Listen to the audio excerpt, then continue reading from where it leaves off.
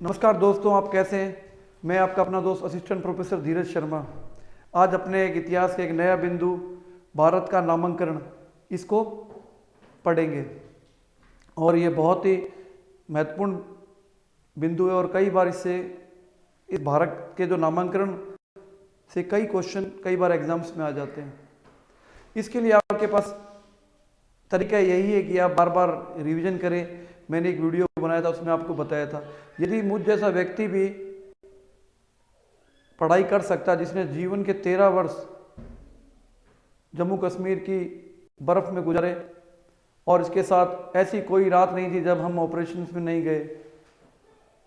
जीवन कष्टपूर्ण रही, संघर्षपूर्ण रही, किंतु हौसला यही था कि एक दिन जाकर सामान्य श्रेणी में चयनित होंगे।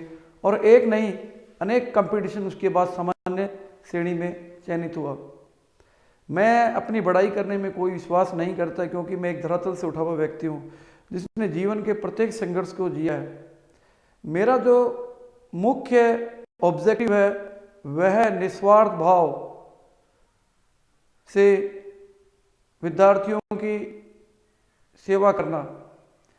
प्रत्येक कार्य निःशुल्क कर रहा हूँ, तो यहाँ पर कुल मिला के कहना यही है कि यदि मेरे जैसा व्यक्ति कर सकता है तो कोई भी कर सकता है।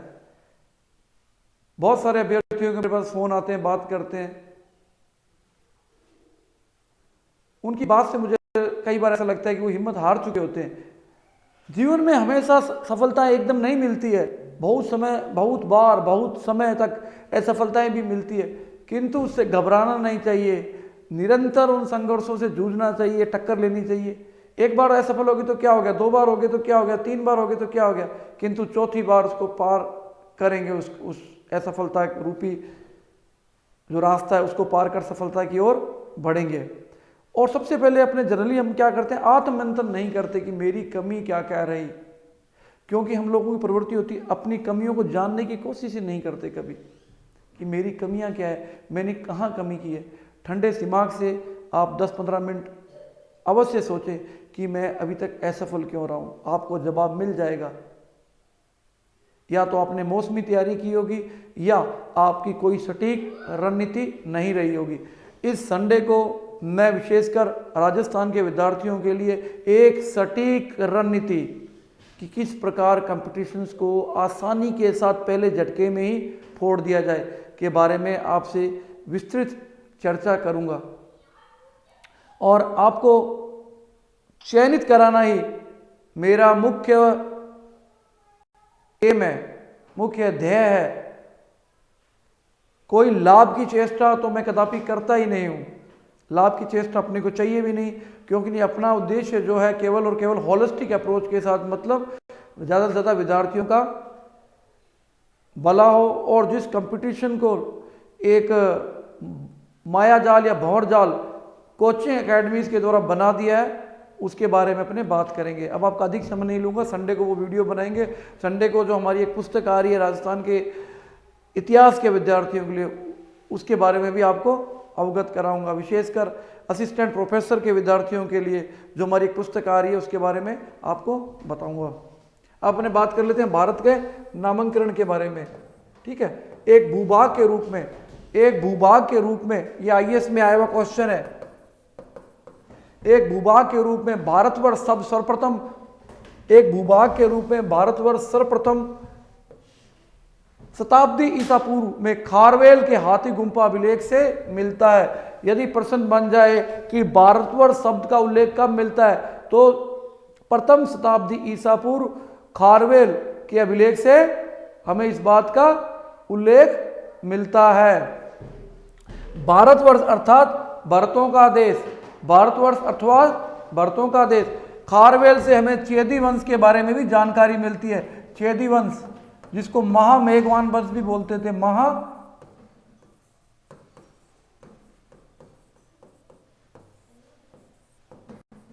के बारे में भी जानकारी मिलती थी। वैदिक कालीन, यदि बात करें वैदिक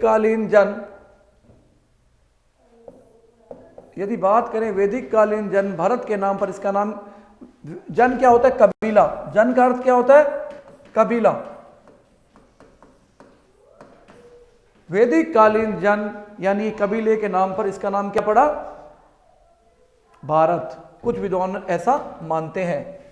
अशोक के अभिलेखों में भारत का नाम, यदि बात कर ले अशोक के अभिलेखों में भारत का नाम क्या मिलता है? जम्बू द्वीप। भारत का नाम अशोक के अभिलेखों में जम्बू द्वीप मिलता है। जम्बू क्या होता है? एक वृक्ष की। इस भारत का नाम जम्बू द्वीप क्यों पड़ा? क्योंकि जम्बू नामक वृक्ष की उपलब्धता अधिक होने के कारण अशोक के अभिलेखों में भारत को क्या गया? जम्बू द्वीप कहा गया है। याद रखना, यदि प्रश्न बन जाए, नेट में कई बार आ चुका है, यदि प्रश्न बन जाए कि अशोक के अभिलेखों में भारत को क्या कहा गया है? जम्बू द्वीप। क्यों कहा गया है? क्योंकि जम्बू नामक वृक्षों की उपलब्धता बहुत ज्यादा थी, इस कारण इसको जम्बू द्वीप कहा गया है। ठीक है साथियों, अब बात कर लेते हैं सिंधु नदी के पूर्वी क्षेत्र के लिए, सिंधु नदी के पूर्वी क्षेत्रों के लिए फारसियों ने फारसी भाषा में हिंदू शब्द का प्रयोग किया। आज जो हिंदू शब्द जो प्रचलित है उसके लिए सर्वप्रथम जो हिंदू शब्द है वह किसने दिया? यदि प्रश्न बन जाए कि सर्वप्रथम हिंदू शब्द किसने दिया, तो फारसियों ने दिया। यदि देखो कंफ्यूज नहीं होना, यदि पूछ ले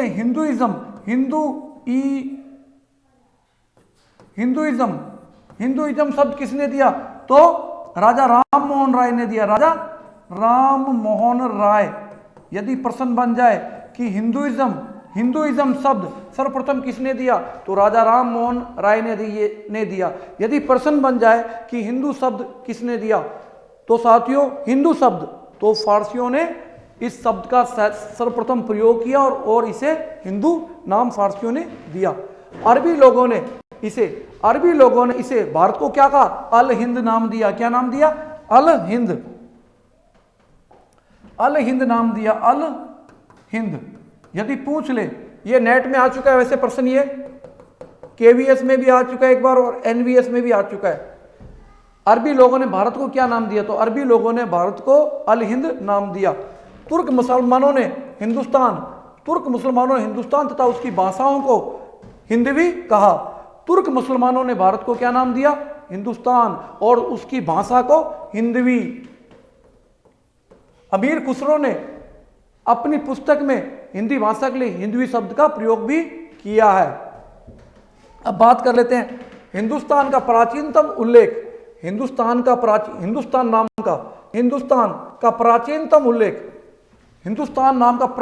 उल्लेख 262 ईस्वी में उत्कीर्ण ससानी कहां के शासक थे? ईरान के शासक थे। कहां के? ईरान के शासक। ईरान में ससानी नामक वंश का शासन था, इस कारण वहां के शासकों को ससानीय शासक कहते थे। कि शाहपुर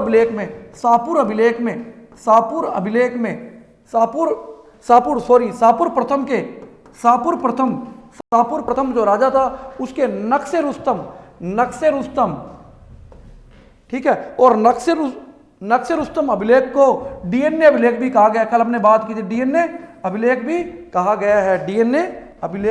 गया है। यदि प्रश्न बन जाए कि हिंदुस्तान शब्द का प्रथम अभिलेख उल्लेख कहां हुआ है, तो ससानी शासक शाहपुर प्रथम के नक्शे रुस्तम अभिलेख में। और नक्शे रुस्तम अभिलेख को जो नक्शे रुस्तम अभिलेख है उसको डीएनए अभिलेख भी कहा गया है।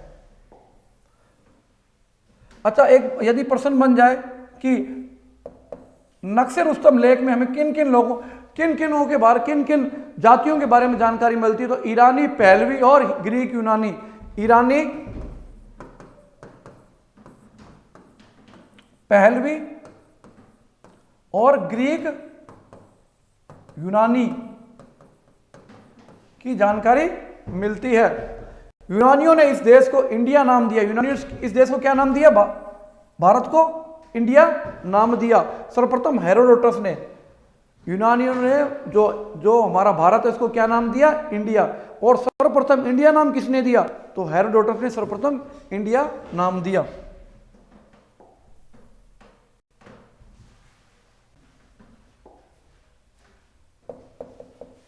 यूनानी और रोमवासी सिंधु और इंडस सिंधु और इंडस और इनके पूर्व की ओर की भूमि को इंडिया कहते थे। सिंधु यानी कि इंडस नदी के पूर्व के भूभाग को इंडिया कहते थे। मनुस्मृति में लिखा है, यदि ये पूछ ले मनुस्मृति में क्या कहा गया है, पूर्वी समुद्र से लेकर, पूर्वी यानी कि पूर्वी समुद्र से लेकर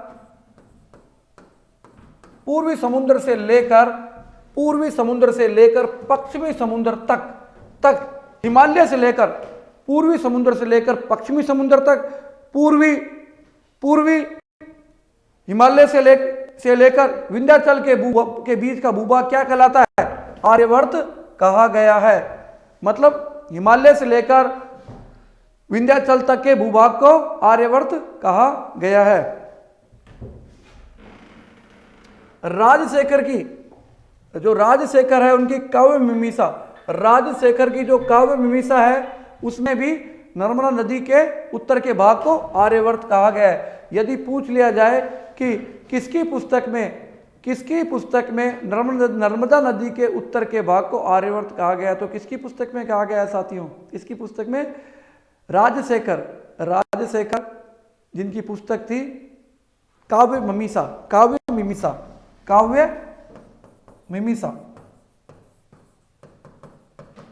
में कहा गया है। विष्णु पुराण में क्या कहा गया है, देखो समुद्र के उत्तर में हिमालय के दक्षिण में, देखो समुद्र के उत्तर में, याद रखना है समुद्र के उत्तर में हिमालय के दक्षिण में जो कल्पित है वह भारत देश है। यानी कि समुद्र के उत्तर में हिमालय के दक्षिण में जो देश कल्पित है वह भारत देश है और उसकी संतानें भारतीय है। यदि ये बात आ जाए, आईएएस में आ चुका है कई बार क्वेश्चन, नेट में आ चुका है, यूपीपीसीएस में आ चुका है, तो अब याद रखने की जो 3 बातें, कैचवर्ड क्या है, समुद्र के उत्तर में हिमालय के दक्षिण में संतानें भारतीय, देश जो कल्पित है वह भारत, तो उत्तर इसका यह हो जाएगा।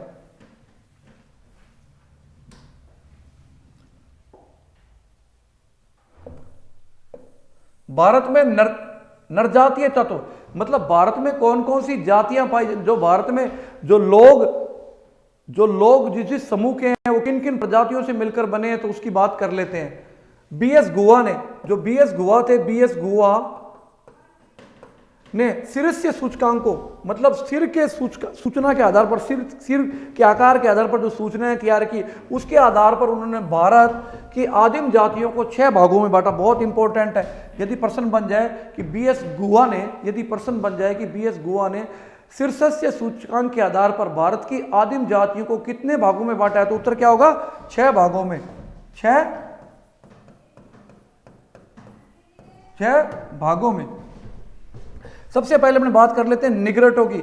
यह भारत की सबसे प्राचीन प्रजाति है। यदि प्रश्न बन जाए कि भारत की सबसे प्राचीन प्रजाति कौन सी है, तो उत्तर क्या होगा, निग्रोटो। कौन सा होगा, निग्रोटो। अब बात कर लेते हैं प्रोटो ऑस्ट्रेलियाइड की अपनी बात कर लेते हैं। प्रोटो ऑस्ट्रेलियाइड ये भारतीय जनसंख्या के आधारभूत अंग थे। सर्वाधिक जनसंख्या तो निग्रोटो की थी और प्रोटो ऑस्ट्रेलियाइड भारतीय जनसंख्या के आधारभूत अंग थे। आधारभूत यदि प्रश्न बन जाए कि कौन सी आदिम जाति भारत की जनसंख्या का आधारभूत अंग थी, तो प्रोटो ऑस्ट्रेलियाइड। ठीक है।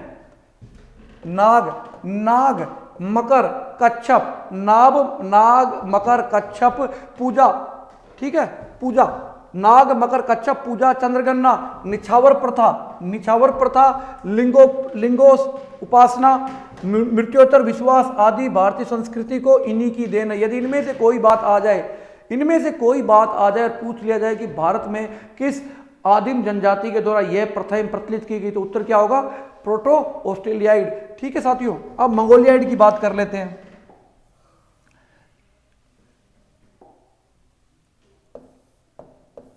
मंगोलियाइड बहुत इंपॉर्टेंट है, आईएएस में कथन के रूप में कई बार आ चुका है और नेट में भी आता है और यूपीपीसीएस में भी आ चुका है। मंगोलियाइड, इसकी भाषा चीनी तिब्बत की भाषा से मिलती है। जो मंगोलियाइड है ना, मंगोलियाइड, इनकी भाषा चीनी तिब्बती भाषा से मिलती है। ठीक है। तंत्र, वामाचार, शक्ति पूजा आदि धार्मिक कृत्यों का आविर्भाव मंगोल जाति के प्रभाव की देन है। यदि तंत्र, वामाचार, शक्ति पूजा आदि जो देन है वह किसकी है, मंगोलियाइडों की देन है। अब बात कर लेते हैं मेडिटेरियन यानी कि भूमध्य सागरीय।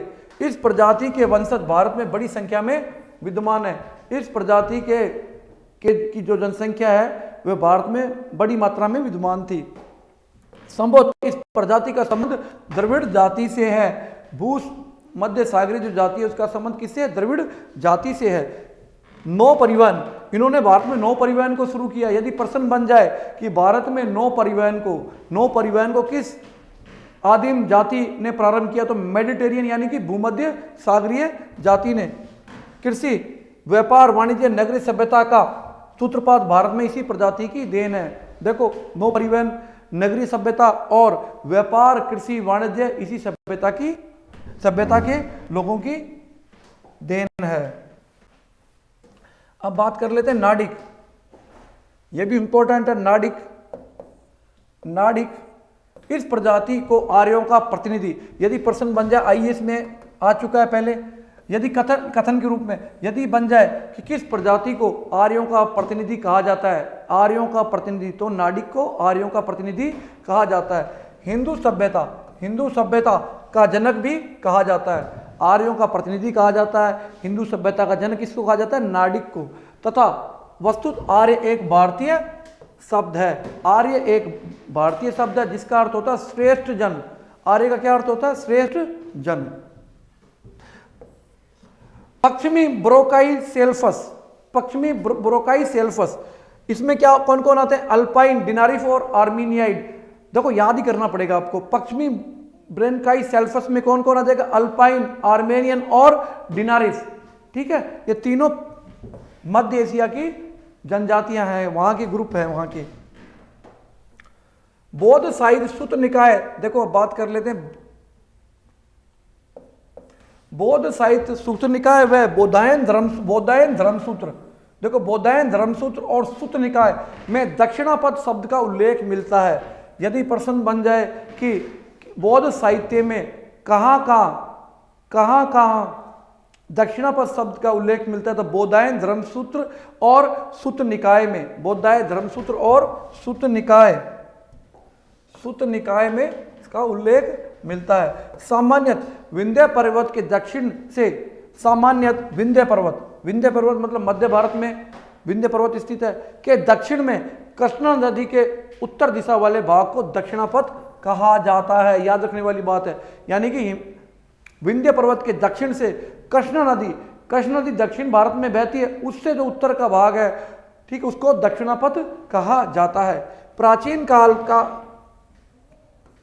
प्राचीन काल में किस क्षेत्र को क्या क्या कहा जाता था, ठीक है, उसकी बात कर लेते हैं। देखो, बहुत इंपॉर्टेंट है। बंगाल की खाड़ी को यदि बात करें आज की, तो बंगाल की खाड़ी है, उसको प्राचीन काल में क्या कहते थे? बंगाल की खाड़ी को महोदधि,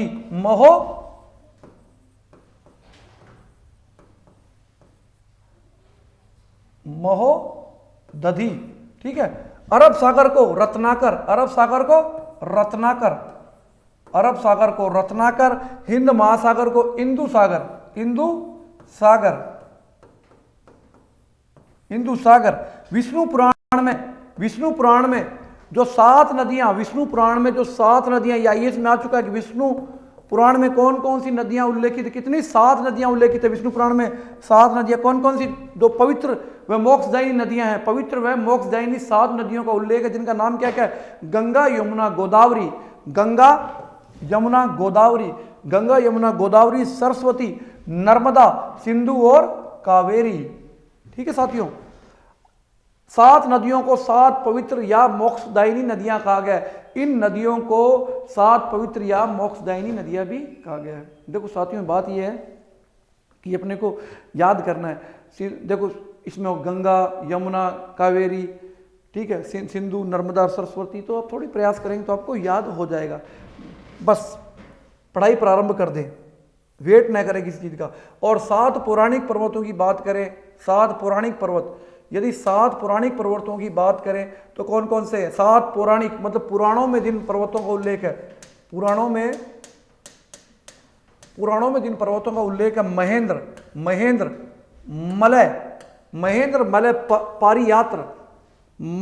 मलय पारियात्र, सहा, शक्तिमान, ऋष्य और विंध्य। ठीक है। पुराणों में 4 तीर्थ माने गए। पुराणों में कितने तीर्थ माने गए हैं? 4 तीर्थ माने गए हैं। कौन कौन से माने गए? पूर्व में श्वेत गंगा, पूर्व में श्वेत गंगा, पूर्व दिशा में जो 4 हमारे यहाँ 4 तीर्थ माने गए, उसके पूर्व में, पूर्व वाले तीर्थ को किस नाम से जाना जाता है? श्वेत गंगा। पश्चिम में गोमती कुंड या द्वारका, पश्चिम में गोमती कुंड या द्वारका, उत्तर में तप्त कुंड या बद्रीनाथ, और दक्षिण में धनुष तीर्थ, दक्षिण में धनुष तीर्थ। देखो, पूर्व में श्वेत गंगा, पश्चिम में गोमती कुंड या द्वारका, उत्तर में तप्त कुंड या बद्रीनाथ, और दक्षिण में धनुष तीर्थ। तो साथियों, उम्मीद कर रहा हूं कि आपको वीडियो पसंद आ रहा होगा। तो साथियों, इसी के साथ हमने जो भारत के बारे के नामांकन के बारे में जो तथ्य थे उसको पढ़ लिया, मोक्षदायिनी नदियां पढ़ ली, और पुराणों में वर्णित प्रसिद्ध फेमस पहाड़ों के बारे में, पर्वतों के बारे में पढ़ लिया, 7 पर्वतों के बारे में। तो साथियों, ये आवश्यकता है सिर्फ मेहनत करने की। कोई भी बड़ा नाम आपको सफलता नहीं दिला सकता, चाहे कितना भी बड़ा नाम हो, वो भी एक दिन में नहीं बनता है। आपको आवश्यकता है सिर्फ मेहनत करते जाएं, अच्छी किताबें पढ़ें, ज़्यादा लंबा चौड़ा बोझिल सामग्री न पढ़ें, कम से कम पढ़ें, पॉजिटिव रहे, सफलता आ जाएगी। मैं हर बार बोलता हूँ कि मुझे जैसा व्यक्ति यदि इस सफलता को प्राप्त कर सकता है, एक नहीं, हर बार जनरल ब्रैकेट में 5 रैंक हो, 16 रैंक हो, 16 रैंक हो, 27 रैंक हो, हर एग्जाम में, तो आप क्यों नहीं आप चयनित हो सकते हो। सिर्फ निरंतरता यानी कंटिन्यूटी को बरकरार रखिए, डेली पढ़ते रहिए और अपने आप को आशावान रखिए। निराशा सभी के जीवन में आती है, निराशा आना एक स्वाभाविक तत्व है, क्योंकि हम मनुष्य हैं, और मनुष्य के मन में दिन में कहीं ना कहीं एक बार निराशा अवश्य आती है कि यार मैं तो नहीं कर पाऊंगा। हर मनुष्य के साथ ये होता है, कोई आप विशेष मनुष्य नहीं हो जिसको निराशा आ रही है, सभी को जीवन में निराशा आती है। और जिसको निराशा नहीं आती वो झूठ बोलता है कि मैं तो निराश होता ही नहीं हूँ। हर आदमी जीवन में कभी, हर दिन एक बार निराश अवश्य होता है कि यार मेरे को चीज़ मिल रही है कि नहीं मिलेगी, ये रहता है सभी के साथ। तो उम्मीद करता हूँ आपको वीडियो पसंद आया होगा। आप निरंतर मेहनत करिए और आपके जो सपनों का जो आपने सोचा है वो जरूर